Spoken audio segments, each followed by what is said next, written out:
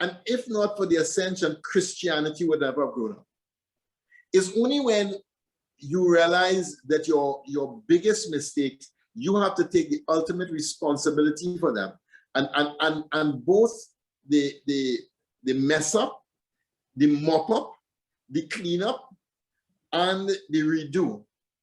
Only when you realize that do you start really growing up.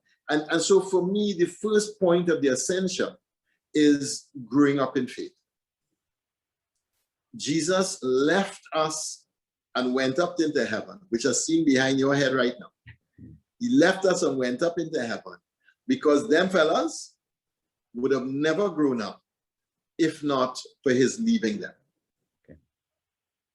And I think that is a first piece and a very important piece about the ascension. They would have continued to depend upon him. They would have continued to be immature. They would have continued in their way. And you know, you have to say that he didn't do a bad job because all of them ended up as martyrs. Every single one of them. And even Peter, who, you know, we look at and we kind of have joke with because, and I joke because he's so much like me, or I am so much like him. That's why I can have joke with the guy. Yeah. That even Peter said, no, I can't die the same way as my Lord. I don't deserve that. Crucify me upside down. And so he died in a more painful way than Jesus.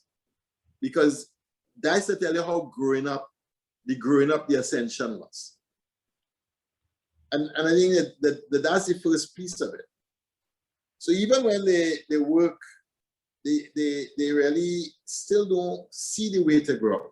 The ascension, for me, the ascension is an essential lesson for families. Essential. There is a moment when a child must stand on their own 2 feet. They have to. It's for their good. It's for your good. And most times parents don't allow it. So the reason why parents don't allow it is more for the parents' comfort than for the child's good. If a young adult had to work, had to pay rent, pay for the internet, pay for the water, pay for this, pay for that, or pay for the other, they would make decisions real different.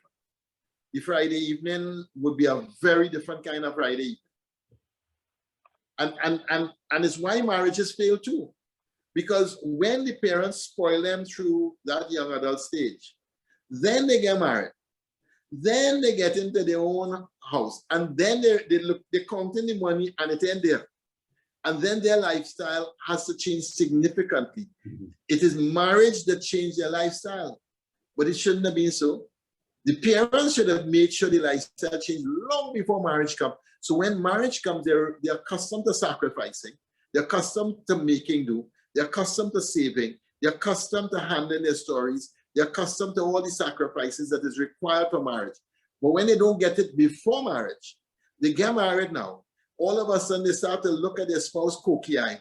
Because before we was married, we had enough money on a Friday evening to lime in any part of our Peter Avenue we wanted, or any part of wherever it is, mall or wherever it is we wanted. Now, we suck in salt on a Friday evening and we can't even pay for things properly.